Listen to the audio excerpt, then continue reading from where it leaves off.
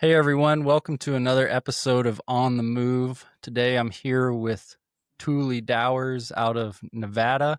She is fresh off her victory at the Snaffle Bit Futurity in the non-pro boxing, correct? Yep, Yeah. non-pro boxing. Heck yeah. Heck yeah. So that I you've been showing some before this, but was this kind of your big like your first time showing at that level? Um, I haven't shown in Texas before the fraternity ever, but I showed at Reno a lot and all the other major events that the NRCHA puts on. But I've never shown in Texas before the fraternity Okay. year, so kind Gotcha. of yes and Was no. it Yeah. Did you feel like it was any different? Um, Other than the attention Riz and I were getting, not really. Like it just felt like we were showing. Yeah. Yeah. But not necessarily. So I've never been to the Reno venue. I've watched the live stream some. But how does it compare to Fort Worth? It's way smaller, definitely way smaller. Like it, Mm-hmm. it's gotten pretty popular as like with the locals and stuff, but it's pretty small compared to Texas. Yeah. Yeah. Awesome. So I kind of want to start at the beginning, which you're not very old. First off, how old are you exactly? I'll be 18 December 6th, so in a month. Oh, okay. Cool. Well, yeah, exactly a month. Awesome. Yeah, I didn't realize that. Uh, How I looked. Yeah, well, that's exciting. Um, but you've already like finished high school and stuff, haven't you? I'm a senior. I have the rest of the Okay. year, so not yet. Okay. Close. Gotcha. Are you homeschooled? Mm-hmm. Yeah, we do an Okay. online thing. Okay. Cool. So this is something I noticed when I was at y'all's place, and I I felt like I saw more of Crew than you because Crew is a lot more outgoing. Crew's like more outgoing than anyone. Yeah, But he's a social butterfly. yeah. Um One thing I think is that's really interesting with you guys, and I guess it's the reality of a lot of ranch kids, is you're at a place where, at least from the outside looking in, it definitely seems like your dad is kind of your main source of instruction for riding. Is Hmm. that correct? Yeah, Yeah. definitely. So you don't really know any different because it's just how you grew up. But like, I'll give you an example. I grew up on the East Coast in the horse world. A common phrase here is like, never coach anyone you've seen naked, right? Meaning Right, like your kids and your spouses.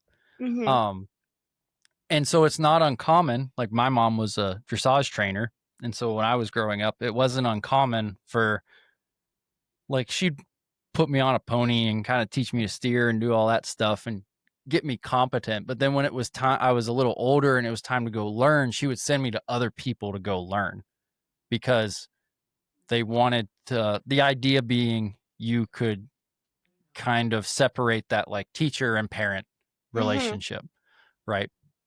Um, but again, now that I've been to Dyer, Nevada, you guys don't have a lot of other options, right? Definitely Like, not. yeah, it's kind of y'all out there.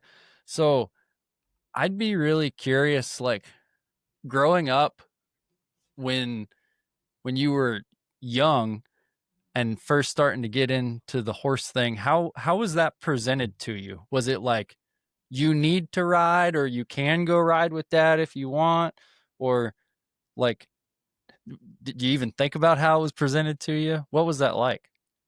I guess it was kind of me doing it. Like he never forced anything onto us. Like I never really was that into it honestly till 2019.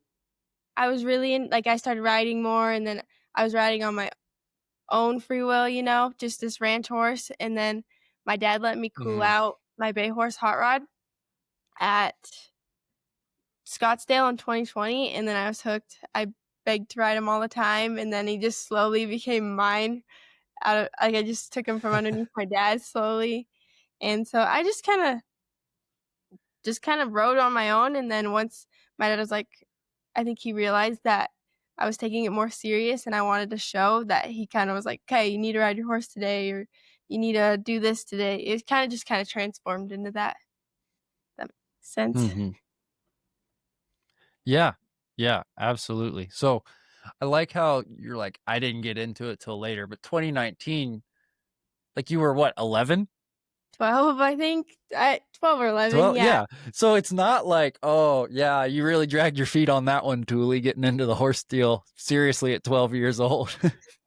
Compared to my brother, I guess I feel like I was later to it 'cause, my brother riding there's videos that we have of him riding when he's, like, 4, just loping circles on the Sure. old pony, but I guess it's probably not that old compared to most people, but to my brother and my family, it seems like it was. Sure. Yeah. Again, that's another kinda ranch kid thing because I mean, there's videos of me riding before I can even remember, like, Yeah, riding horses, you know? So I get that, but, yeah, for a lot of people that maybe don't grow up on a ranch or a farm or are a trainer's kid, it's a little different, like, that's, like, the age they finally get the opportunity to be around horses because they can right. finally, muck stalls or whatever it is. Um, so well, that's great because now and we're kinda skipping around, but now it seems like you're really into it, like, you've done this, but I imagine you probably have more goals for the future, right? Showing wise? Yeah, I mean, I got a 2-year-old this year, so I'll show her next year hopefully in the fraternity, and yeah, I wasn't planning on showing at the fraternity, and it just kinda Uh-huh. happened, but yeah, I'm excited to see what the future brings. Awesome. Awesome. Well, okay, let's get into that then, because I'm sure that's something I want to hear it, and I'm sure a lot of other people want to hear it. Let You knew him before I did, but I kind of want to set the stage for people, uh, for when I saw Riz for the first time because I met Riz back in January so January of his 3-year-old year, and like Nick pulled this horse out later in the day, and I remember watching him and like seeing all the stuff your dad was doing with him.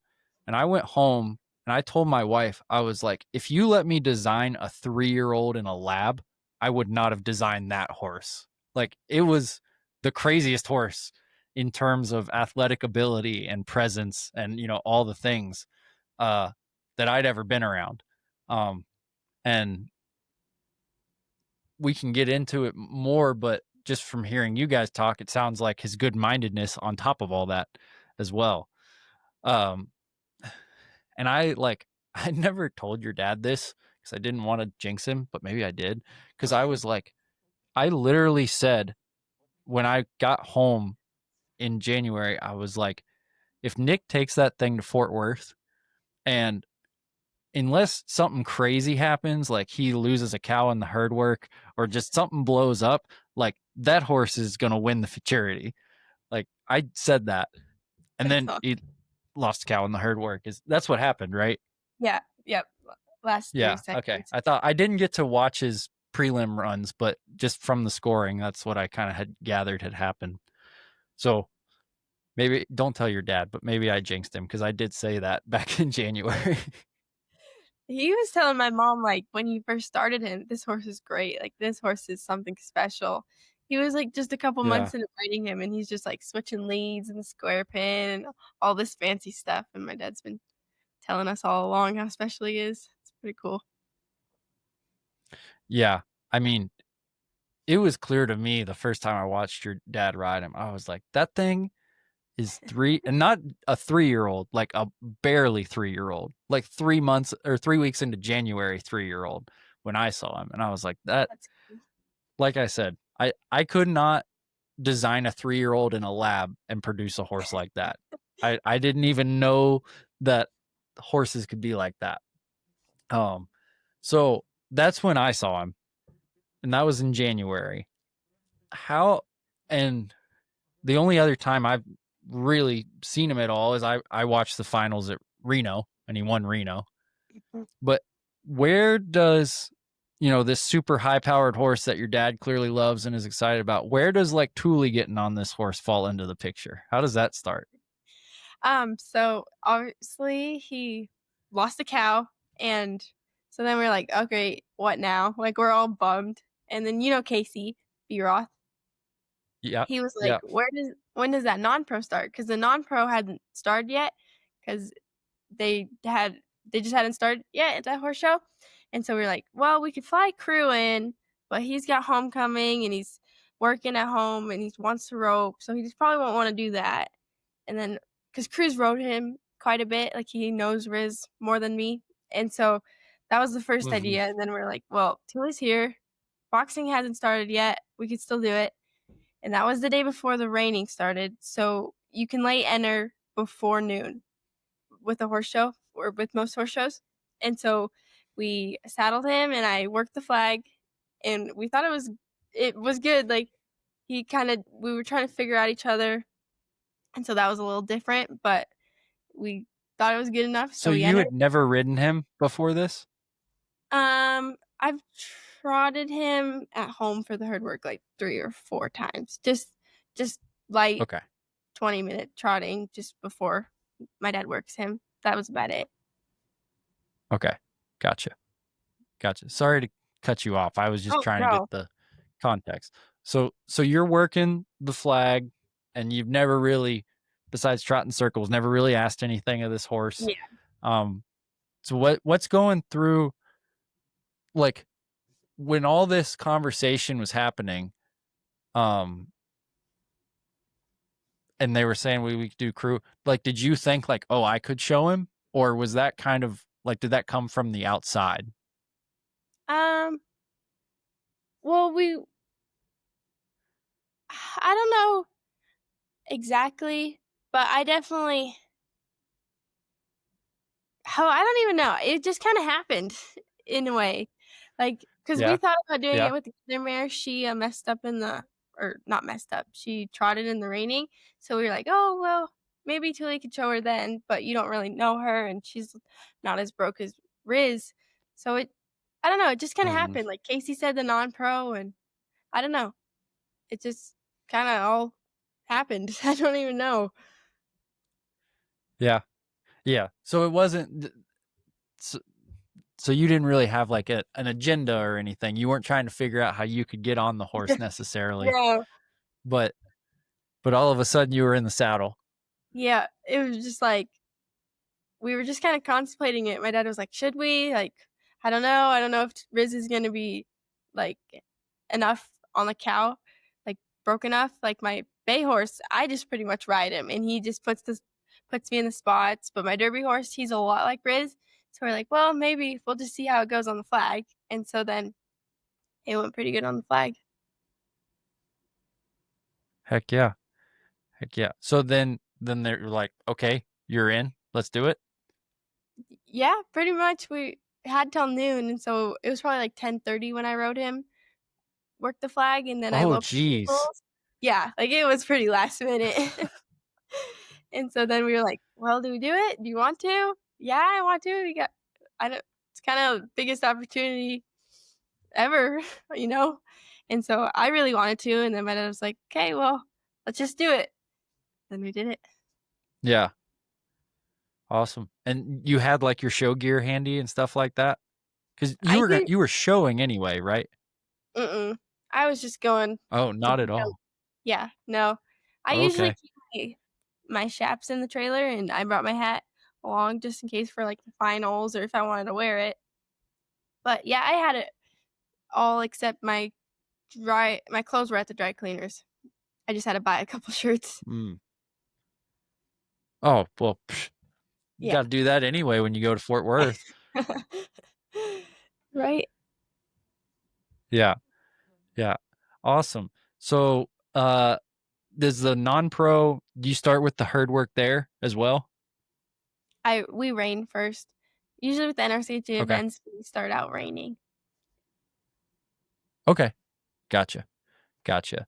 Um, so see, I'm just the cow horse events that I've been to, like the week, they're usually like 3-day deals, and it's usually like a cutting on Friday, just from a like cow management standpoint. So that makes sense. So you go into the reining. Um, I I wanted to ask you. I had it here on my notes, because I did talk to a couple people who've kind of observed you from the outside. Uh, and you and your brother show, but what a lot of people have noticed is you and your brother seem to have very different styles to preparing to show. So can you talk a little bit about that in terms of like what you do to get in the mindset, like your preparation in terms of like schooling before the show? Not that you got to do a lot of that with Riz, but just in general, like how are you mentally preparing for everything? Mhm. I'm definitely way quieter and, like, I try to stay very locked in. Like, I go through the run in my head so many times just to, like, picture it and get my mind thinking, and I don't even know if my brother does that. My brother, he was making fun of me the other day because we were, like I was trotting around, and he's like, "Yeah, that's how you do it in the warm-up pen. All serious, you don't talk to anyone, and then after your run, you're just big smiles." And Crew, he's a lot more talking and, like, he's not not focused, he's just we're just different that way. And, yeah, Hmm. I go I'm pretty quiet and serious, and he kinda makes is less serious, not in a bad way, just he doesn't need to be as locked in. And I don't know if I need to be, I just feel like I should be. I don't know. Right. Well, if it makes you feel any better, uh, I don't have a ton of show experience, but I have started showing, and I'm definitely the same way as what you described. Like, I've got to be very focused, very disciplined, and my wife is the complete opposite. My wife is a social butterfly in the schooling ring. She's just, talking to everybody, all this stuff. Um, and I can't do that because I don't know. I barely have enough bandwidth to worry about everything else going on. So I get that. Yeah, Crew, I he's think it's sorry. no, you're good. Crew, we're just opposites that way. But he could still, like, go in there and make a huge run, just but I have to be super serious and lock in and run those runs through my mind a lot, and he doesn't, but well, he actually does run them through his mind a lot, I think, it's just in a different form. Mm-hmm. Gotcha. Gotcha. So we're going into the raining. We're like super serious Tuli Dowers in the warm up pin. How does the raining go? It was good. We just wanted I think I marked 18. We just wanted to, zero the circles. I didn't wanna trot or get any penalties, and so we cruised through the circles, and then he stopped so big that they just plus his stops and his turns, and then it was good. He was good. Like, every ride, he just felt me more and more because after we worked the flag, we came back later that night and schooled, and then we came back that morning before I showed because I was second out at 8 a.m. So we just right before they closed the arena rode in there, and he was just better and better, and I felt him more, and yeah, we he was it was really good. Mm-hmm. Awesome. Well, that makes sense on a horse like that. Because, I mean, when I saw him get ridden, the stops were what impressed me the most by far. I mean, he just turns into a ball. Like, very few horses, it's like you can hear them stop. And, like, you just hear the power when that horse stops, which is really cool to be around, I think. No, Um, it's cool. He's just such a natural mover with everything. Like, he's built so perfect for like, he has no weak spot. Me and my dad were talking about the other day. Like, he's just perfectly made for everything. It's cool. Yeah. Yeah. Almost like it was all planned, right? Yeah, right? There's this big story. It's awesome. Yeah. Great. Well, before we keep going at the futurity, I do want to talk to you. You know, most people now, because you're like super famous, or at least you will be after this podcast, but you're already like the hottest name in NRCHA. Um, I I did want to ask, like, obviously, so you have than most people a different set of circumstances in terms of how you have to communicate with horses, right? Mhm. Yeah. Because your arms are not like most people's arms, and clearly you don't let it hold you back. I don't think. I mean, you just freaking won in Fort Worth, right? Um, but you have to, you know, you riding a horse versus crew riding a horse versus your dad riding a horse. You know, every person offers a different feel to a horse, but you're probably, if I had to guess, like a more unique feel, like how you have to communicate with them. Um, can we talk about that a little bit in terms of, was that ever presented to you when you were learning to ride? And then also in terms of, you know, like how you hold romels or deal with horses in a snaffle bit or things like that. Can you talk a little bit about how you manage that presentation and what you have to do differently? Yeah. Um, like learning to ride and stuff, I just tried to do what everyone else did. We just kind of always used loop reins. Like I don't really ride in split reins. And so in Sure. Snaffle, I have like this loop rein thing that I use, and I pretty much use it the same as if I had split reins. I just can't really adjust like split rein lengths, you know. So we just have little buckles on the snaffle that shorten and lengthen the rein. And then for the bridle, I just have this rein that I just take off the romel. So it's like the same. I just, you know, I can't really shorten like most people can, Mm-hmm. but we just adjust the lengths.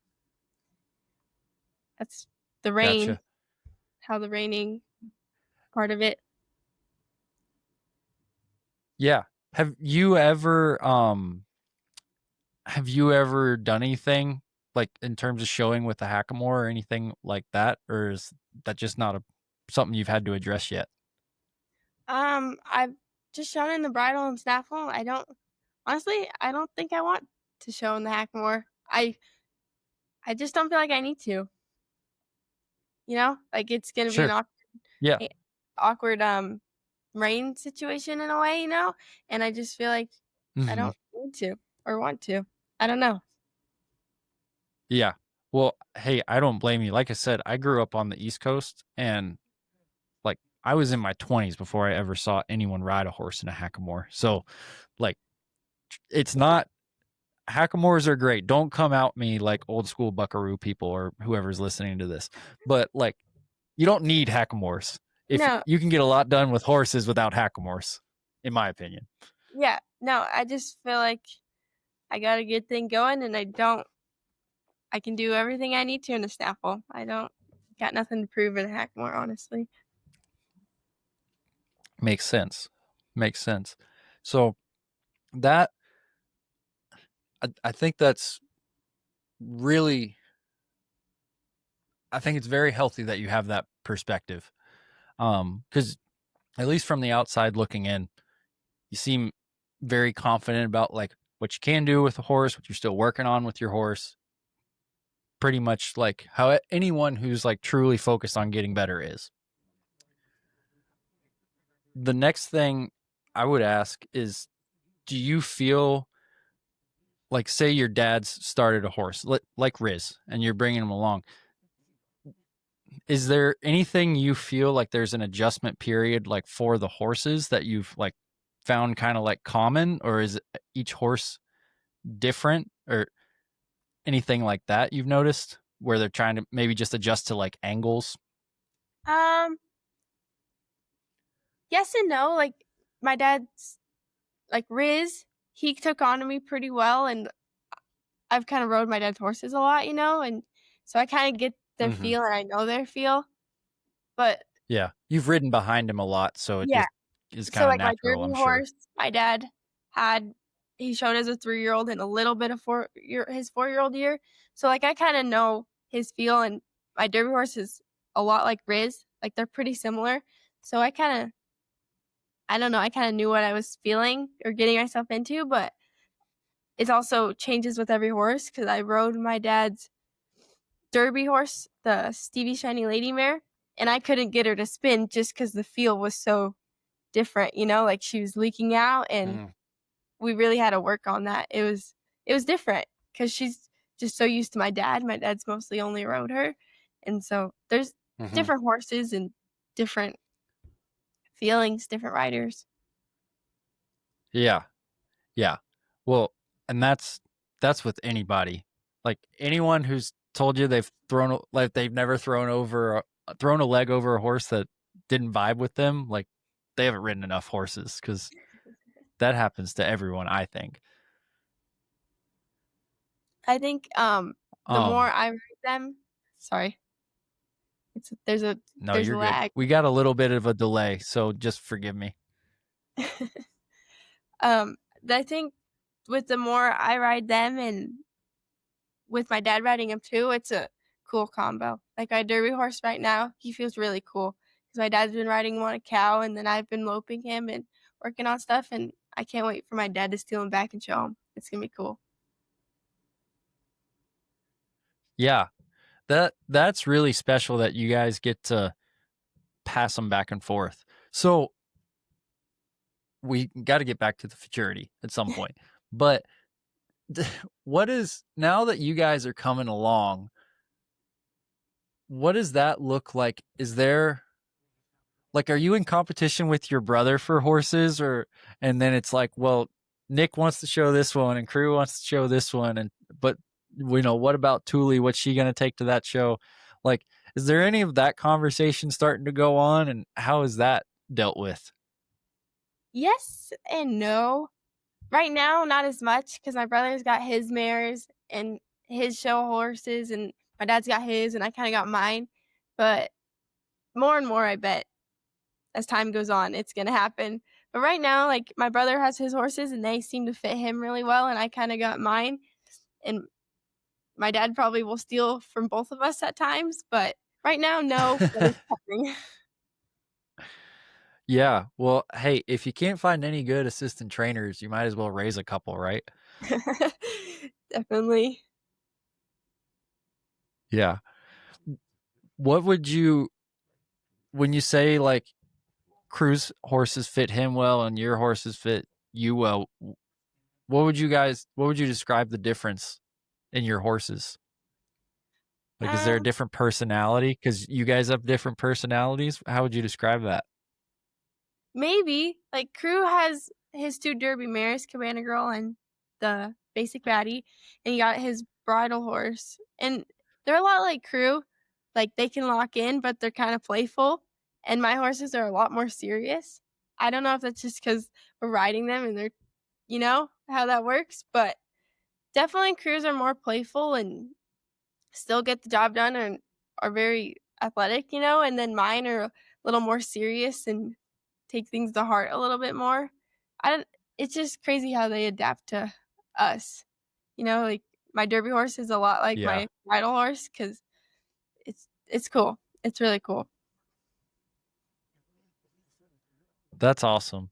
Yeah, I mean they're a window to your soul, right? And so it I mean I ride a lot of horses for the public, and even the colts that people raise, if I know the people, it's like the colts have their Yeah, personalities when they come to get started.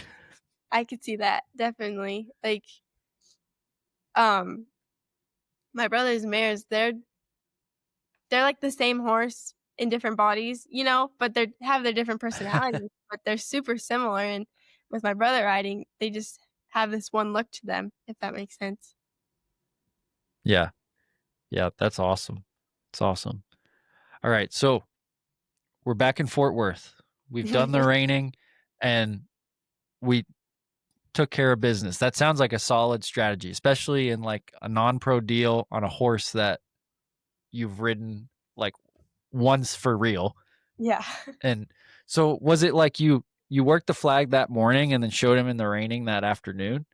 The next morning at like The 8:05 next morning. because it Okay. started at 8. Yes. But I rode him Oh, twice. dang. Okay. I rode him that night after we worked the flag and schooled him in the main arena, and then that morning before I showed. So I rode him in the main arena. They closed the arena. I got him show ready and then went and showed. Okay. And so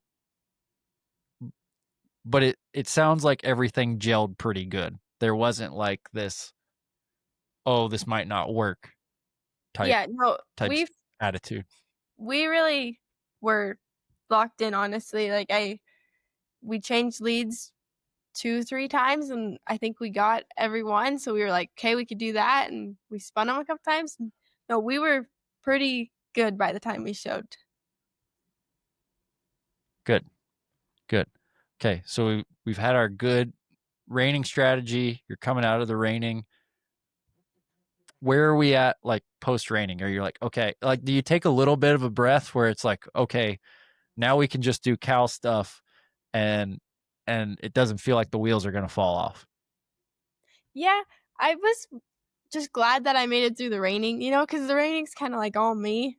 I gotta put him in the right spots. I gotta ask him to change at the right spots and not let him leak out and turnarounds and hit my markers. So that was really relieving knowing that, like, "'Kay, we got a shot at this now. Like, we're gonna be okay." Mhm. But then I still couldn't lose a cow like he did in the prelims with my dad. So it's kinda like excited, but gotta get prepared for the next event. Right. Okay. So yeah, talk about the herd work preparation. Did you have any practice runs before you went in? We worked so the herd work was the next day, right after the reining, so we worked the in the practice pen, we worked some cows, and honestly, it didn't really go that good.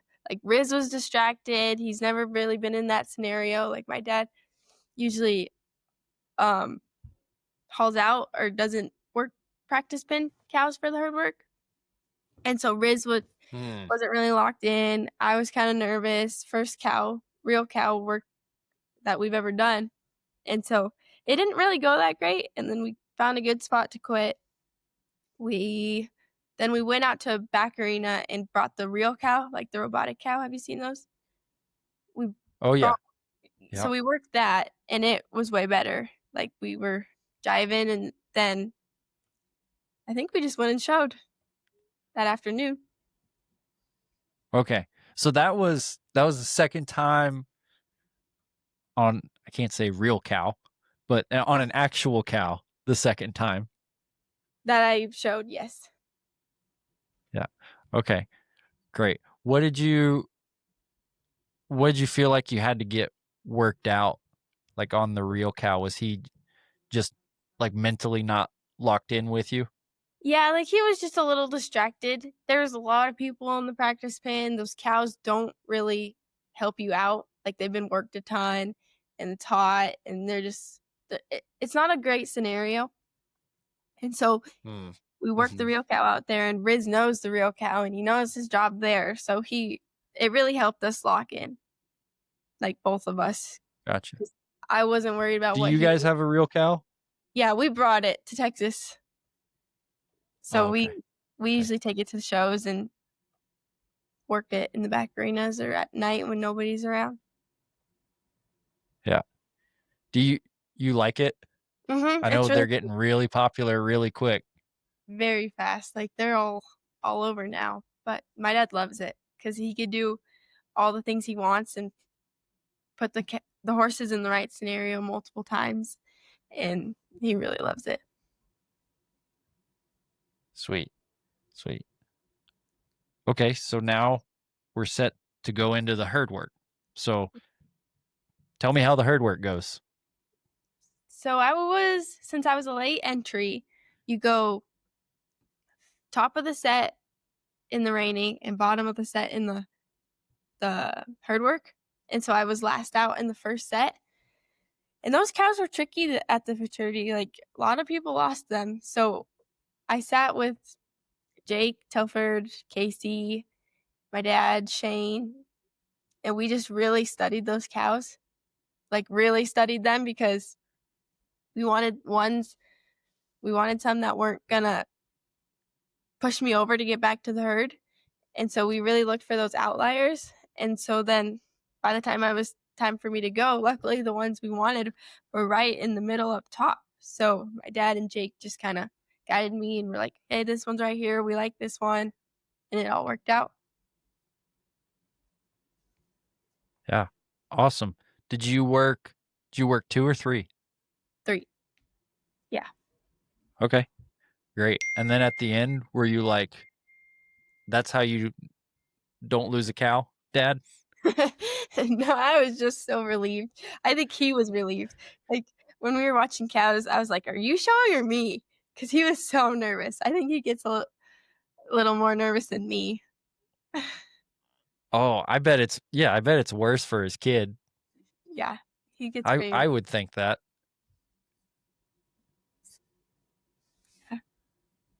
It's fun though. It's really fun. Like, to see my dad's face after I exit the arena, it's really fun. Yeah. Especially, Awesome. especially when I do good, because if I don't, it's like, oh great, here we go. Yeah. All right. Talk about that a little bit. How does Coach Nick Dowers deal with failure? It depends what type of failure it is. Like, if it's a cow running you over, then he's not mad, or he understands it. But if it's like me not being focused enough or not putting my horse in the right spot, he just kind of gets quiet, and he knows that I know what I did, you know? Like, my brother, he gets kind of frustrated with him cuz he's like the opposite of my dad too, cuz I'm very similar to my dad. And he's like, "Crew, like, lock in, like, stay focused." But that's just how my brother is. He's a little more looser, mentally than me and my dad Mm-hmm. have to be. But it's all good. Where do you think he gets that from? Is he more like your mom? Probably. My mom's really chill and relaxed. Like, you know her. She's people are always like, "You're so calm and you're never stressed out." I don't know. My mom's pretty calm and mellow all the time. Yeah. Yeah, seemed like it. I didn't get to chat with her a ton, but I mean, she managed hosting Cowboy Week very even keel. So that's always impressive. She gets told that a lot, I think. Yeah, cool. Yeah, well, that was kind of what I was getting to, cuz I don't know, if you and Crew are different personalities, like you're almost like the border collie where you can just look at them and they like put their head down and they're like, "Oh gosh, I know." But, then some people are like a blue heeler and you got to get over there and like bonk them on the head and be like, "Hey, you did a bad thing. Hello." Yeah. It's funny how that works. Like, my sister, she's wild child, on her own time, doing her own thing. Like, there's no Yeah. stopping Jovi. Oh yeah. She wouldn't be the first youngest sister to have that personality. No. Definitely got Yeah. the And you youngest. wouldn't be the first Yeah, and you wouldn't be the first super serious older sibling. Yep, we definitely got those traits. Yeah. Yeah. Cool. So it goes good. Are you like excited, relieved, thinking about the boxing? What looking at dad's probably like super relieved. Yeah, it was kind of tricky because after the hard work, me and my mom flew home that night, and I went to homecoming on Saturday, and then we flew back Saturday night, Sunday morning, and then I went and boxed Monday. So it was kind of tricky because I was a little distracted with homecoming. And so then once I got back to Texas, I tried to lock in. You're kidding. That's No, crazy. it was a crazy 72 hours. Yeah. Was that like a commercial flight or like a contracted jet or something to Commercial. Yeah, switch back and forth that quick? I told I told my date I would go before I was gonna show Riz, and I felt bad if I told him no. So we flew back for 24 hours and went to the dance, and then flew back home, and I showed on Monday, I think. Yeah. Was it worth it? Were you glad you went to homecoming? Yeah, it was fun. Yeah, my brother went too with his date, and it was fun. Good. Good. Well, hey, you probably earned some serious date brownie points because it's like for someone to fly back from Fort Worth, it's like this is how much I'm keeping up my end of the bargain, buddy. I didn't tell him that I had to go back that night. He's like, "Oh, geez, I feel bad now. You should have just told me no." I was like, "Well, I would have felt bad." Oh man. That's crazy. That is like a I don't know, like some teen movie or something where it's like, oh, we just did good. Yeah, but now we got to make it to homecoming. We got to No, fly back. yeah, I didn't even get raised back to a stall before I was headed to the airport. Holy smokes. Okay. So, yeah, what are those plane rides like? Are you just trying to sleep or are you trying to think about your showing or are you trying to not overthink it cuz it's gone so well so far? Like that's a lot of time to kind of be in your own head while you have this whole thing going on a big stage. Yeah, I was really excited about the herdwork. Like that was really cool. And so I was pretty excited, and I was excited to fly home, and I didn't really think about the boxing yet because I had a couple days. So I was just kind of relieved and excited about how the herdwork went. Yeah. Where were you sitting after the herd work? After the herdwork, I think I was leading with the composite. I'm pretty sure I was with the Okay. 18 and 17. Gotcha. So is there like any discussion there about we I mean you're trying to win, but is it like we need to do this, press the gas a little more cuz now it's going well, or we're just trying to like ride the horse still, or we're trying to be maybe conservative cuz we are in first place and we need to just like do a clean boxing run and get out of there?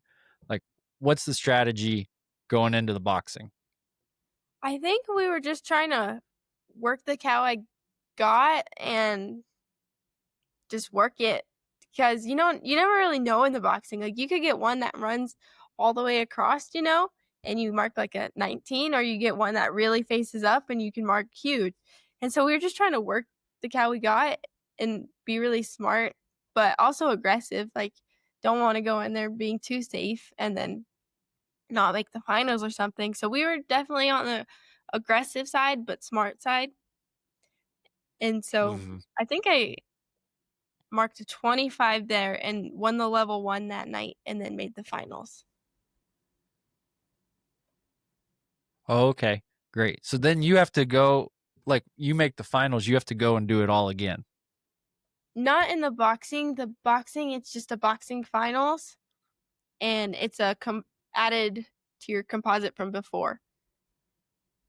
So Okay. since I So was you do or don't have to do another reining pattern.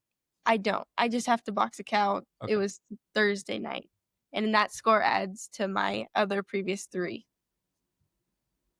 Okay. Okay, awesome. So you did that Monday. You've won the level 1. Mhm.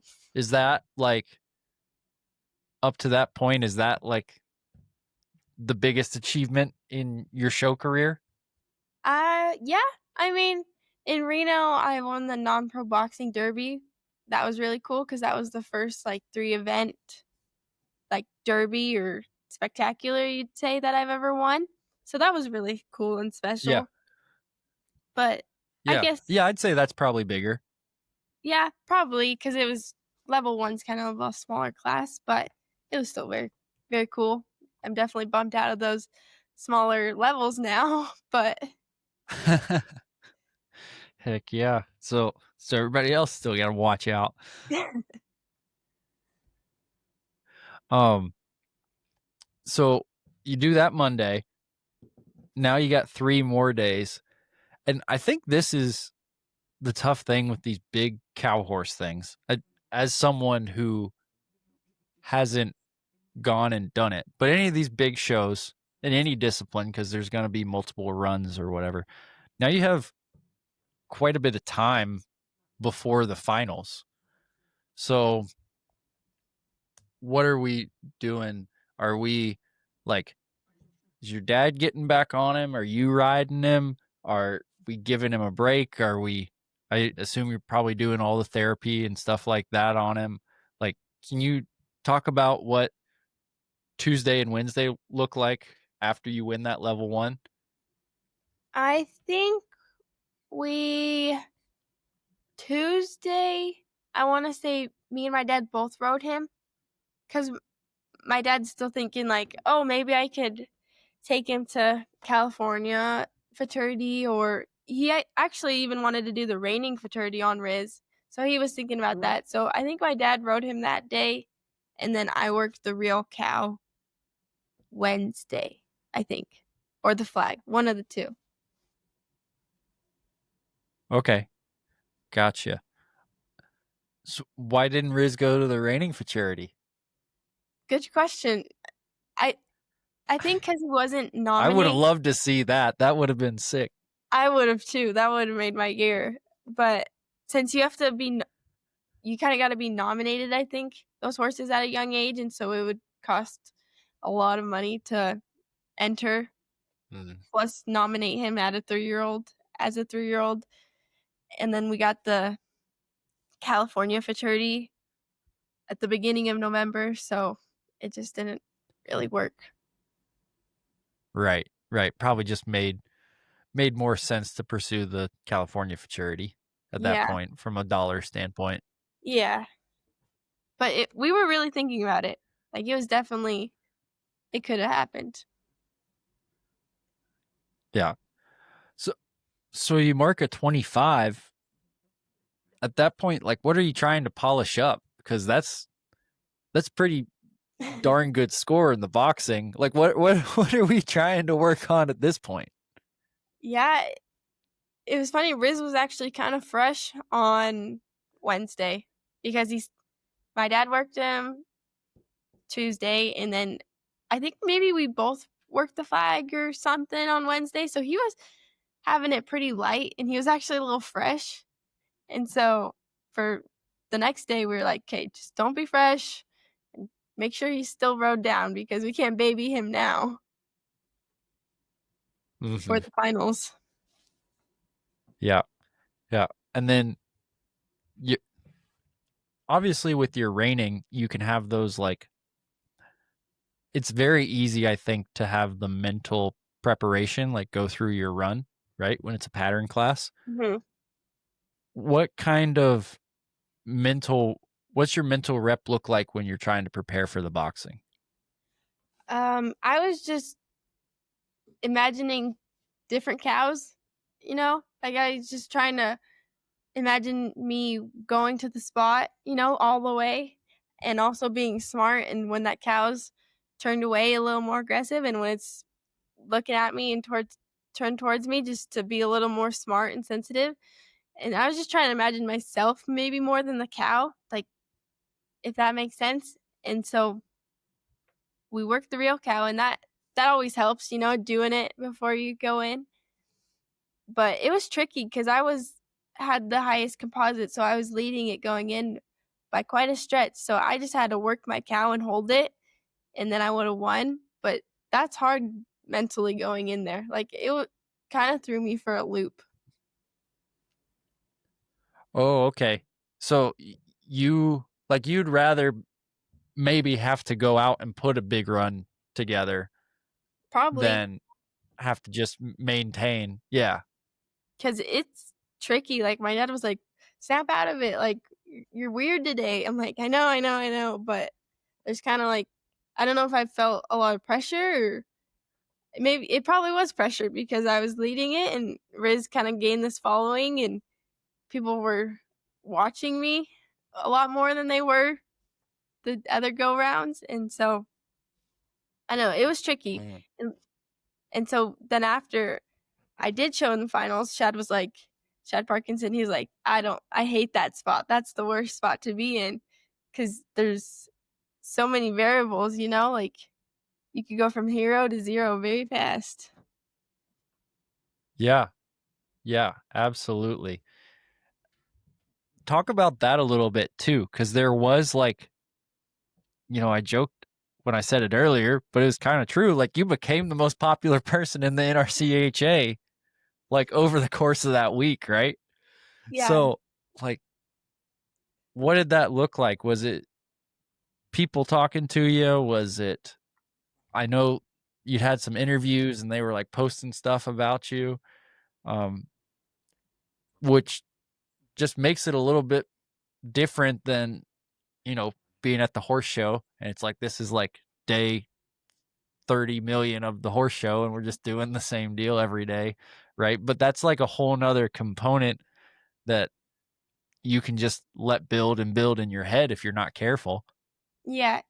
No, it was cool, but also it's like I could see why my dad's very like closed off sometimes or just kind of like does his own thing because I'd walk in the John Justin just to watch the intermediate finals or something and people would come up to talk to me and it was kind of cool, but it was kind of like, "Oh my gosh, what am I doing?" Yeah, it's a lot to have it all like thrusted upon you because you didn't even come to Fort Worth planning to show this horse. Right. Like it was And funny now you're a cuz celebrity. Cheryl Chown, she asked me, she's like, "Are you showing?" I'm like, "No, no, not this time." And she's all, "Oh, good," you know? And I'm like, "Yeah, good thing I don't have to show against you in the at Reno and stuff."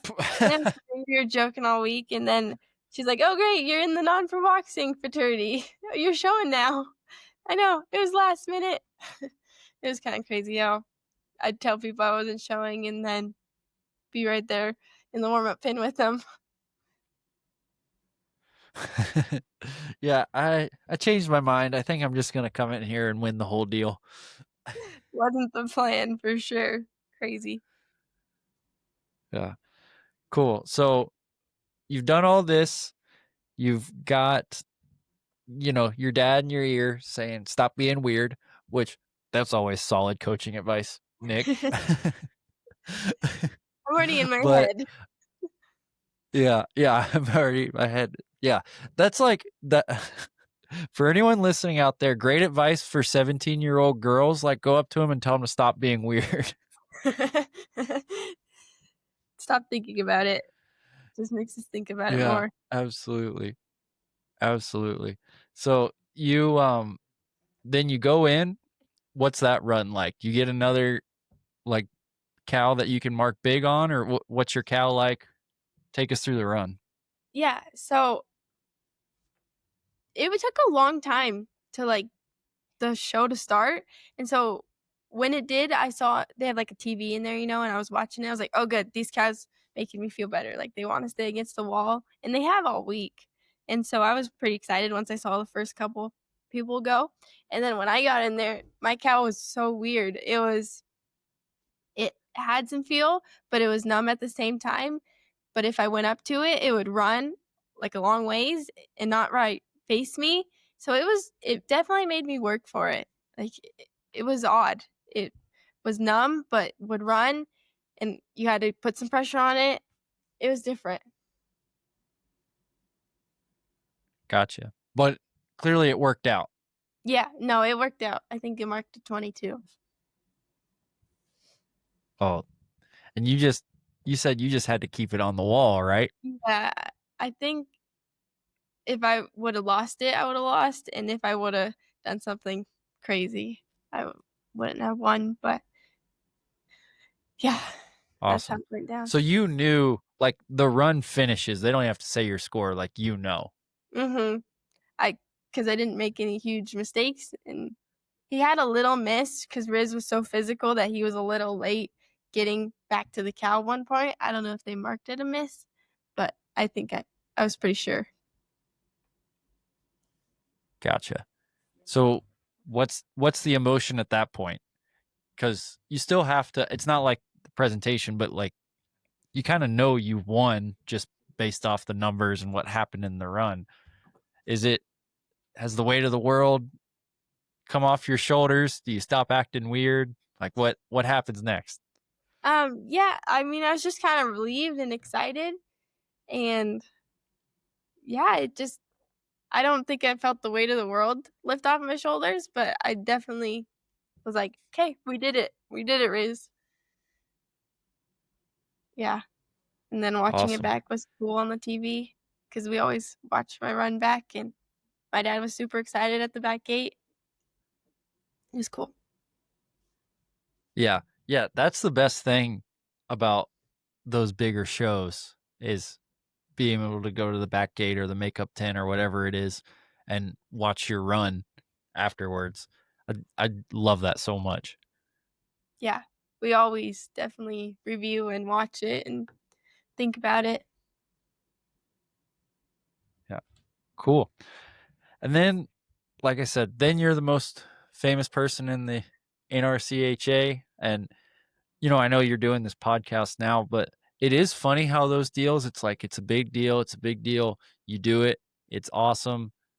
I'm sure everybody wanted to congratulate you, pat you on the back, all that stuff.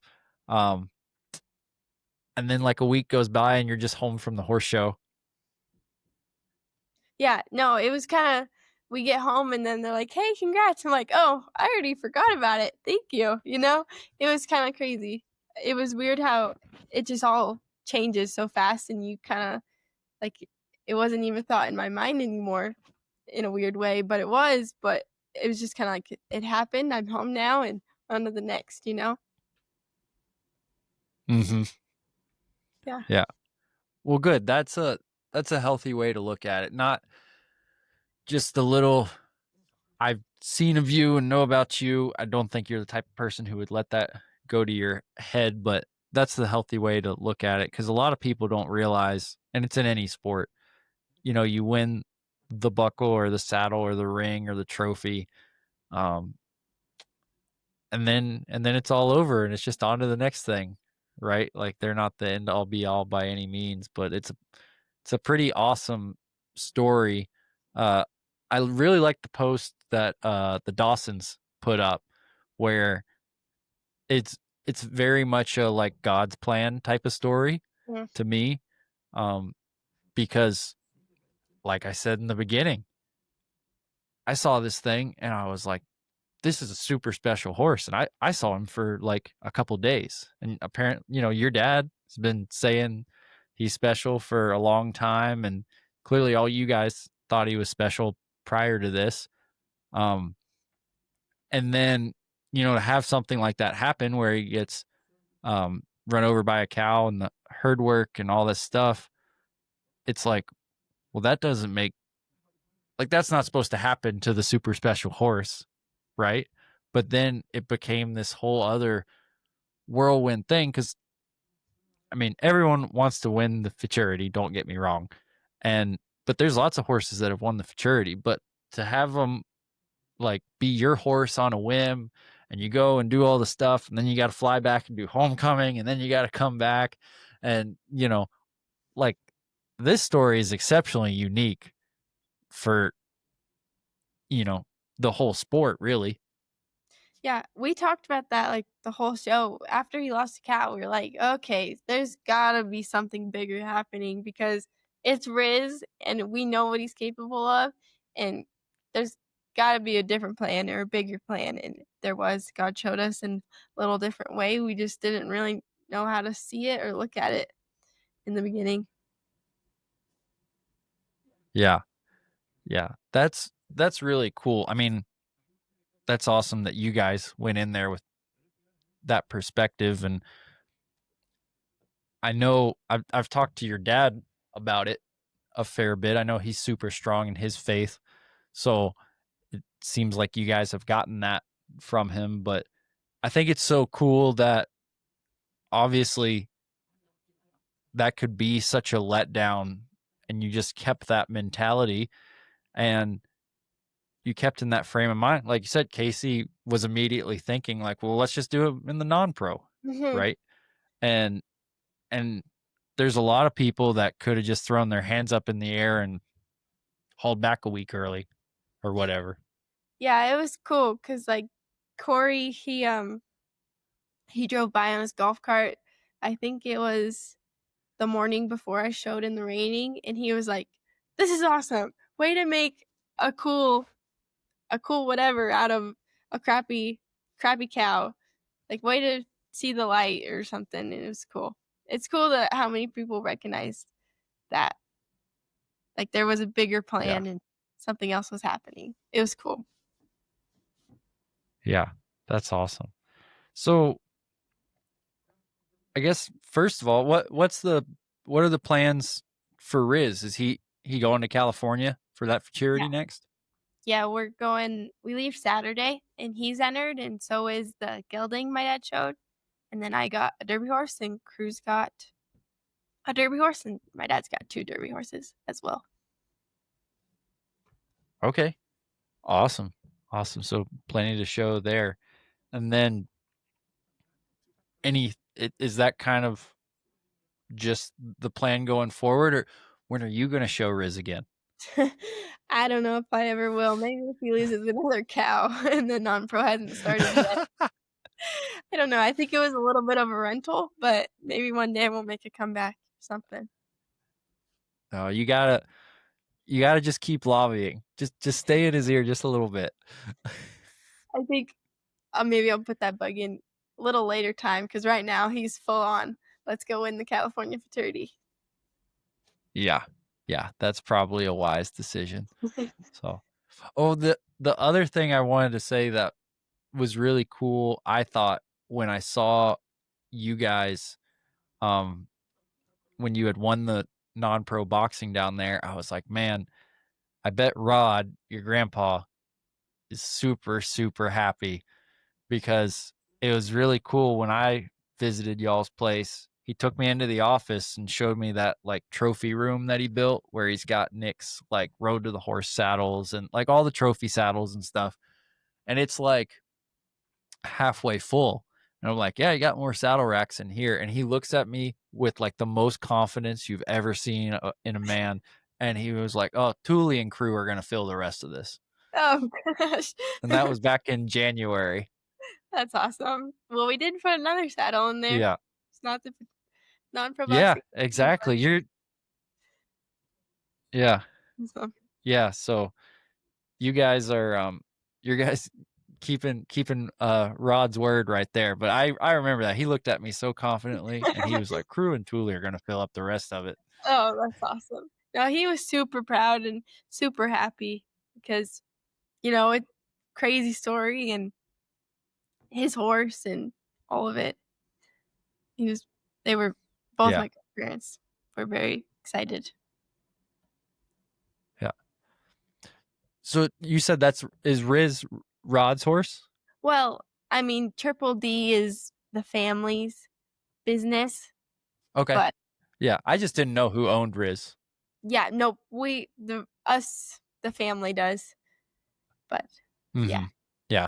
It's Triple like D y'all's is business. yeah, like with my grandparents and our whole family. Us, Awesome.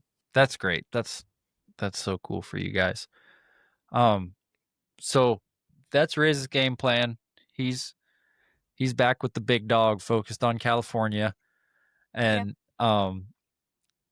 what about you? So uh, I know you're taking a horse to California right now. You know, you're still a high schooler, but it seems like you're trying to get more involved with the horse stuff all the time. What are your goals going forward? Like, might seem far away, but you graduate high school here in like 6 months. Yeah. Um, What are your plans for the future?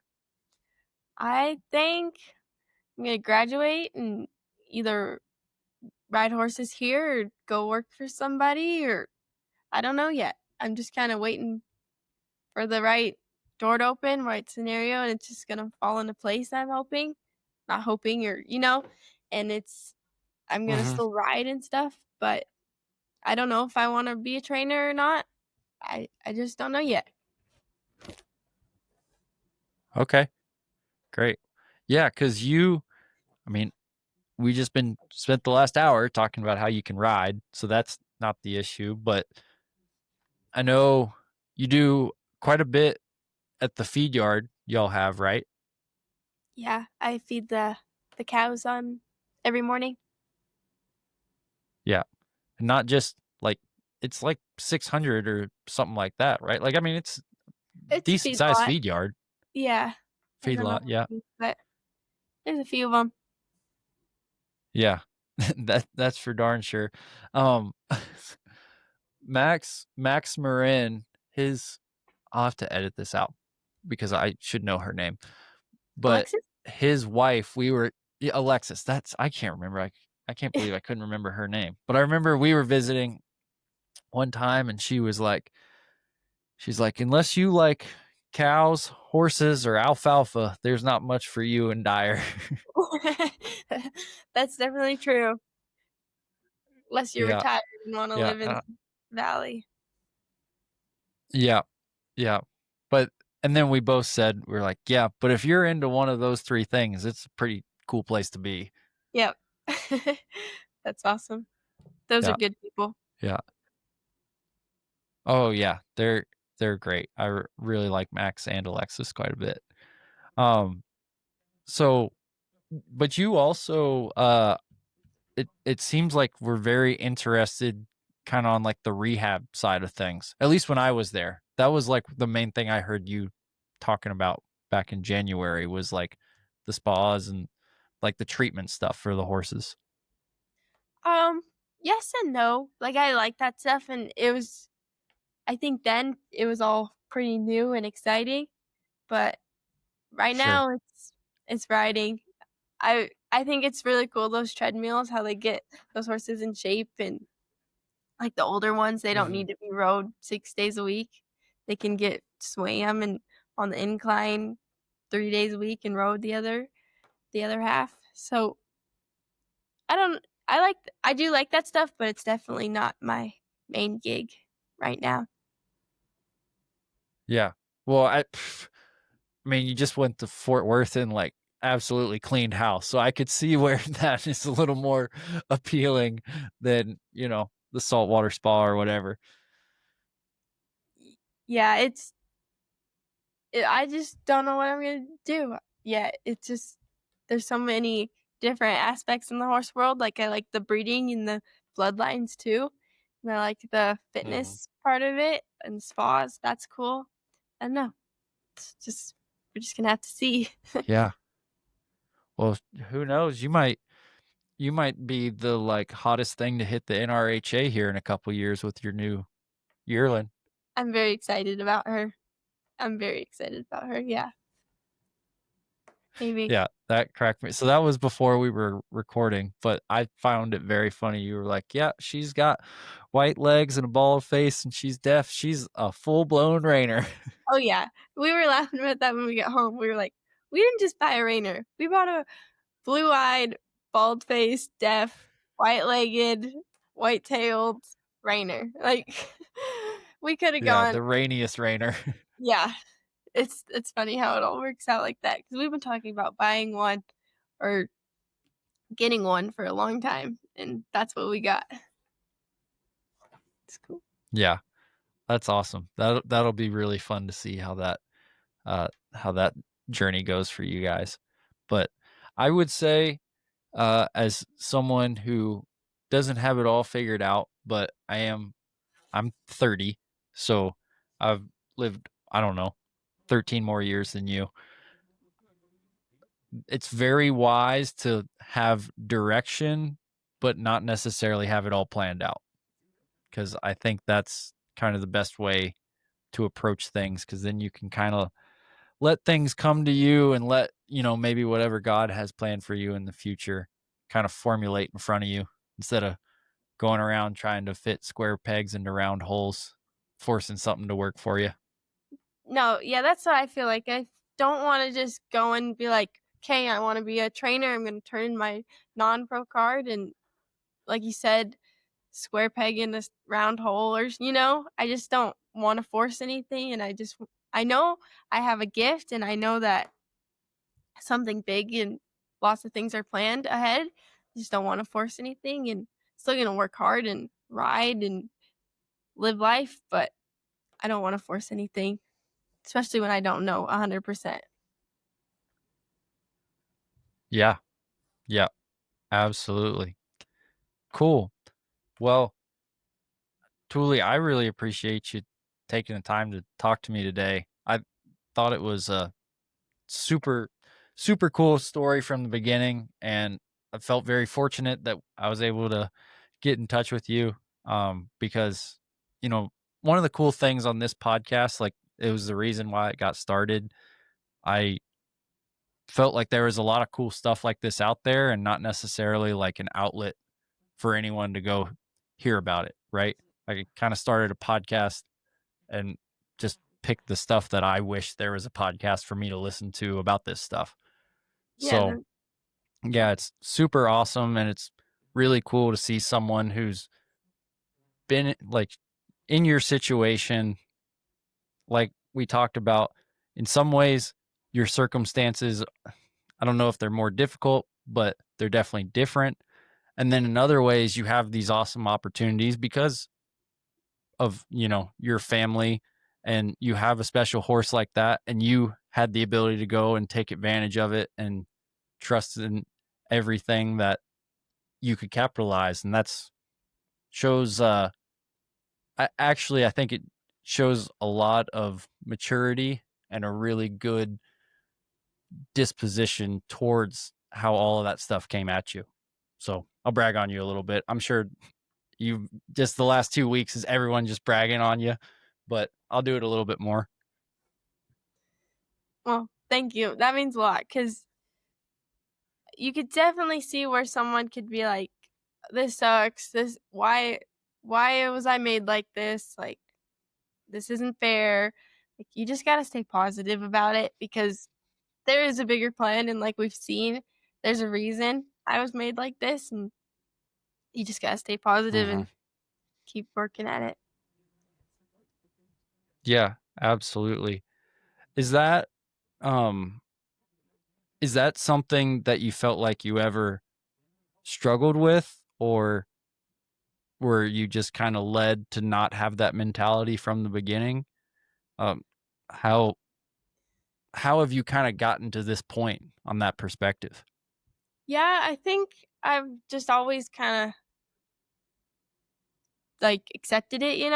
Like, there's definitely been times where I'm like, oh, this is frustrating. Like, I get frustrated when I can't do certain things, like my hair. That really annoys me sometimes. Like, it frustrates me because I do like hair, but there's certain things that I can't do, and it definitely makes me mad and annoyed and frustrated. But you just gotta Right. accept what you can do and be thankful for it, and just like you said, takes time and maturity to realize. And I think I just tried to accept it in the best possible way. Yeah. Well, and I think a lot of it comes down to humility, cuz you're not the only person who everyone has to deal with limitations in some way, whether it's their physical circumstances, where they live, whatever. Like, I'll give you a perfect example. My mother was a steeplechase jockey, and one of the things I wanted to do when I grew up was be a jockey. I thought that would be like the coolest thing in the world. Well, you've seen me. I'm 6'3". 215 pounds because my dad, my mom was jockey size, but my dad is 6'6", like 250 pounds. And so I like when I was a kid, that was like a dream of mine. And then I very quickly realized that I needed to find different dreams because that just wasn't going to be Yeah, the case for me. right. But it sucks, but it's like, well, what can you do? Yeah, exactly. And it's one of those things where I think everyone deals with that, and having the humility, which I think you displayed a lot of that. The humility makes it less frustrating. And then kind of your faith in, okay, well, I still have gifts. I still have a reason for being here. I still have things I need to go out and do and apply myself and focus on that. That kind of soothes that frustration even Mhm. more. Definitely. It's it's tricky. It's like the mindset's tricky, but once you kind of know where you're at and what the plan is, or well, obviously you don't know the plan, but what you're here for, and you know there's a reason, then it all makes it feel better. Absolutely. Absolutely. So that's cool, Tuli. I really appreciate that you um are sharing that perspective, because it's it's one thing to say that, like sit down on a podcast and be like, this is how you need to be and do all this stuff. And then when you're in the thick of it, and like it's really hard to apply that philosophy sometimes, right? Yeah. Um so I think it's cool that you can say that, because there might be people out there right now who, even though they know this is the case, like they just need to be reminded of it. And I know I need to get reminded of it all the time. I get frustrated and I'm like, like I can sit here at this microphone and anyone can sound perfect, especially if you can edit well. But in real life, it's hard to be like that all the time. No, you can't be. There's no way you could be perfect all the time, and we're all human, and we all were created a certain way for a certain reason. We just have trouble seeing it sometimes. Yeah. Yeah. Absolutely. Absolutely. Well, Tuli, I really appreciate you coming on.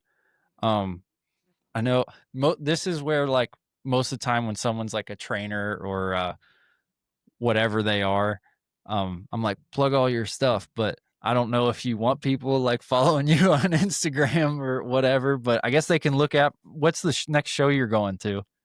The CRCHA fraternity in Paso this week, Okay, next week.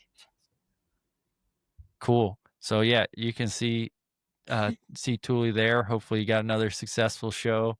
And yeah, if there's anything you do want to plug, even if it's like Dowers, um, is it, I know your dad's like nickdowers.com. Is it like Dowers Performance Horses, or is there like an official title, or No, it's just I Nick probably just Dowers? Nick That's the Nick brand. Dowers. Yeah, always Nick Just Dowers. the mustache. That's the brand. Yeah. No, it's funny because he'll be like, it's a mug with my dad's brand on it, but we'll call it like a Nick Dowers mug or a Nick Dowers vest, you know? Like it's always labeled Nick Yeah. Dowers everything. It's funny. Yeah. Awesome. Cool. Well, yeah, we're gonna end the recording here, but don't hang up yet, okay? Okay. All right. Thanks for listening, everybody, and we'll catch you in a couple weeks. See ya.